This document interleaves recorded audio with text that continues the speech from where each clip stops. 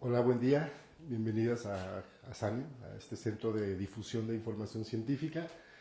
En la cámara Alfredo, en la edición Abraham y, bueno, su servidor César Ponce. Sabe que el objetivo de acá es hablar de para qué sirve la ciencia en el sentido de explicar lo que somos o nuestro aspecto como conciencia, como cuerpo. Entonces, el tema de hoy va a ser la intimidad, ¿no? Creemos que es un tema fundamental que ha sido muy confundido, ¿no? con distintos conceptos, desde la parte de la psicología sobre todo, pero que si la vemos a la luz de una visión integral, una visión transdisciplinar, va a ser muy fácil definir el papel de la intimidad en nuestra vida. De entrada, bueno, la palabra como que nos dice la clave, el lenguaje regularmente es muy claro. Intimidad viene de íntimo, ¿no? Del timo. ¿Qué es la timo? Bueno, una glándula que supuestamente se atrofia por naturaleza, cuya función es regular el llamado sistema inmune. Es decir, el sistema inmune es el que te diferencia de lo que no eres tú. Es el que se encarga de diferenciar el ADN, ¿no? El ADN que no es tuyo lo elimina automáticamente, ¿no? Genera incluso células que no tuyas, ¿no? Células de tu cuerpo que ya no deberían estar ahí. El sistema inmune genera lo que llaman anticuerpos, que elimina aquellas células que ya no necesitas. Bueno, si pensamos en esto, ¿no? Tendremos que remitirnos a la función de la timo a otro nivel, como siempre lo buscamos hacer acá, que es el electromagnético o el informacional, ¿no? Entonces, la intimidad, vamos, toda la parte de la conciencia está explicado desde esta teoría que planteó el psicoanálisis, Freud, basada en la diferencia entre el yo, el ello y el superello. El yo de Freud es un yo atómico, un yo indivisible, un yo que plantea una idea del alma separada del resto de las cosas. Recordemos que en aquel momento las teorías de la información, las teorías de la comunicación apenas se estaban generando. O sea, los físicos que luego nos dieron esta tecnología gracias a la cual nos podemos comunicar hoy, y toda la información científica y toda la investigación y toda la energía de información que hay detrás de esto, ¿no? No existía en la época de Freud. Entonces, en la época de Freud existía la teoría del vigente, la mecánica clásica, newtoniana, de la idea del átomo separado de todo lo demás, ¿no? De la idea de la ciencia enfocada únicamente en la materia y no en lo que está entre la materia, que se consideraba no científico, el espíritu. Y Freud construyó una teoría de la psique, algo no palpable, pero muy basada en esa idea. Entonces todos tenemos una idea del yo indivisible, ¿no? La idea del individuo. Que está detrás de todas las teorías sociales, por ejemplo, o de muchas al menos, esta existencia del individuo. Pero si lo vemos a la luz del cerebro, esto cambia totalmente, ¿no? Hay un físico que propone el término singularidad, ¿no? Que es lo que luego se convirtió en los agujeros negros, para explicar la relación entre lo infinitamente grande, el universo, y lo infinitamente pequeño, ¿no? La partícula. Entonces él propone que todo fluye en un sentido que luego se denominarían los agujeros negros. O sea, todo va confluyendo en un movimiento porque de alguna manera lo que emerge como un conocimiento científico fundamental que tuvimos que aceptar la noción de cambio, que fue integrada a través del lenguaje que llamamos teoría de sistemas. Y ahí está la clave de la intimidad. La teoría de sistemas básicamente plantea la existencia de un límite que para nosotros es el cerebro. El cerebro es lo que mantiene el límite entre lo externo y lo interno. Y esto lo hace, la única explicación posible que luego fue demostrada, nosotros esto que estemos aquí es la demostración de aquello, existe algo que está actualizando constantemente esta organización interna. Internamente un sistema se organiza para continuar. Continuar en el cambio implica una actualización constante que se hace mediante un proceso que llamamos información. Algo me actualiza, algo hace que este límite cambie constantemente, adaptándose, por ejemplo, una de las consecuencias del cambio, el movimiento, todo se mueve a distintas velocidades, dependiendo de las distintas escalas, pero todo de alguna manera confluye en esta lógica. Si todo se mueve, tiene que estarse actualizando constantemente este cambio y se hace a través de aquello que llamamos información, un pulso, ¿no?, que me actualiza constantemente. Bueno, la pregunta es cómo definimos ese límite, ¿no? ¿Desde dónde estamos definiendo este límite? Muchos han escuchado hablar de Garnier, su teoría del desdoblamiento del tiempo y su interpretación de las leyes de la física, ¿no? Recordemos que Garnier busca preguntarnos por la anticipación.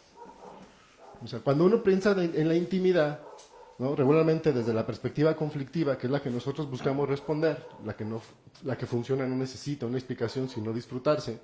Entonces, cuando tenemos un conflicto con la intimidad implica que algo le transgrede. O sea, hay un límite, la intimidad es este límite del que estamos hablando y que no queda claro, ¿no? O sea, hay personas que permitimos de entrada en nuestra vida que transgreden ciertos límites porque este aspecto de lo que debe ser y lo que no debe ser no está bien definido desde el centro que debe estar lo que es esta singularidad. Recordemos que nosotros estudiamos el cerebro. La función del cerebro es observar las infinitas posibilidades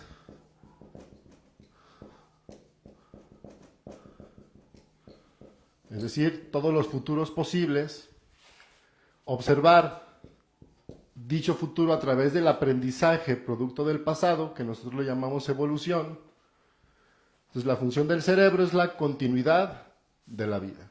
Entonces, el cerebro cada instante está actualizando este cambio, estas infinitas posibilidades que se abren ante cada movimiento, ¿no? El cerebro constantemente define ese límite. Cuando está en coherencia con la lógica del universo, todo esto que hemos hablado en otros videos, sobre todo de la gestación, la maternidad, que es lo importante de aprender a distinguir lo que es mejor para nosotros en las pulsiones internas que llamamos deseos coherentes con la biología que implican para un mamífero sentir el deseo de complacer, ¿no? O sea, recordemos esa parte. Entonces, cuando deseamos complacer, hacemos lo mejor posible para nosotros y esto automáticamente es lo mejor posible para mi manada, para mi grupo.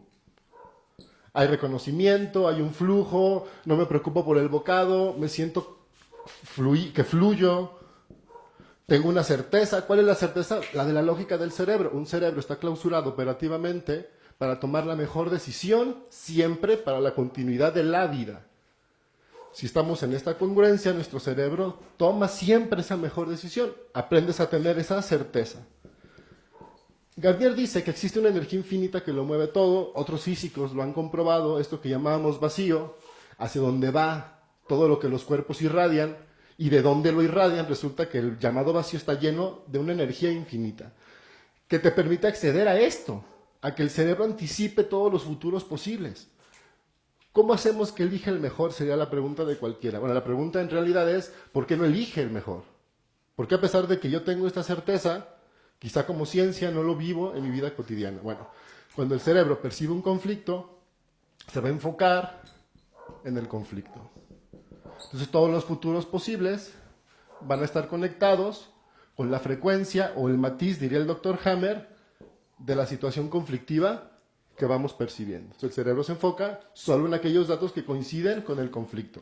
Porque una de las condiciones de vivir una situación conflictiva como una enfermedad es que el cerebro solo percibe aquello, o sea, se obsesiona, y si hay un pensamiento obsesivo, que significa la proyección de esto.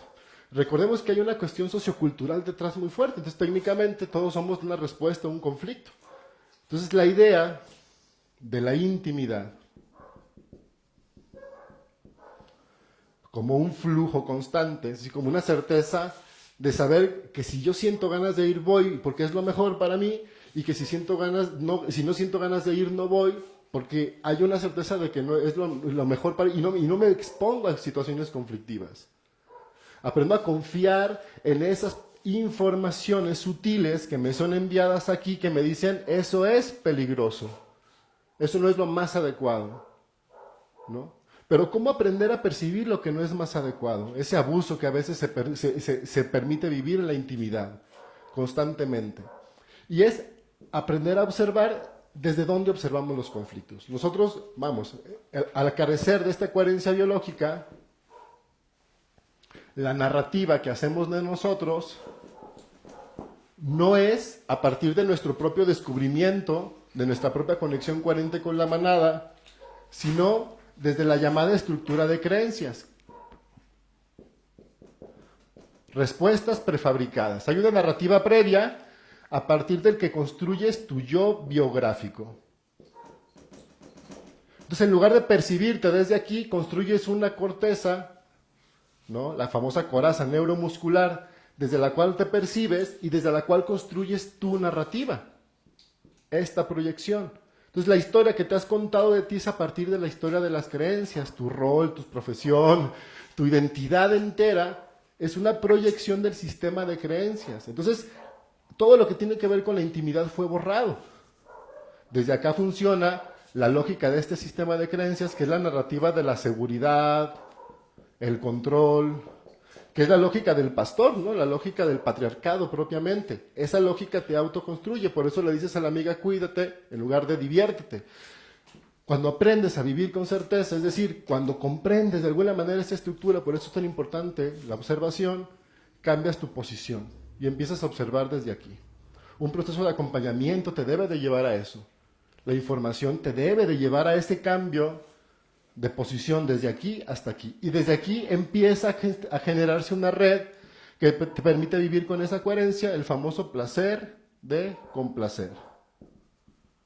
Este universo no está para pedir, sino para dar, ¿no? Es una parte interna que te dan ganas de expandir al universo, porque exactamente eso es lo que vas a recibir, ¿no? Desde qué posición te conectas con la realidad, ¿no? Entonces, desde esa posición, por ejemplo, si yo estoy en una posición conflictuada, la actualización que hace mi cerebro constantemente del futuro es la del conflicto. Por eso vivo y vivo y vivo y vivo lo mismo y repito parejas y repito síntomas y repito situaciones y siempre me siento igual. Bueno, es la proyección. Si aprendes a observar el origen de esa situación conflictiva, con toda la estructura que está detrás, esto no es al que alguien te cure, es un proceso importantísimo de cambio de conciencia. Siempre decimos, es que tomé conciencia de algo, ¿no?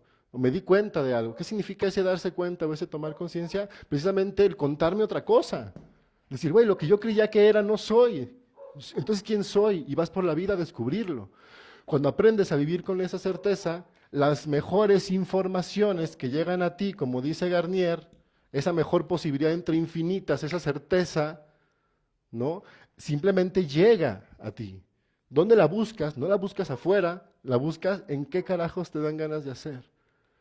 En lugar de de aprender a decir no, ¿no? Aprendamos a decirnos sí.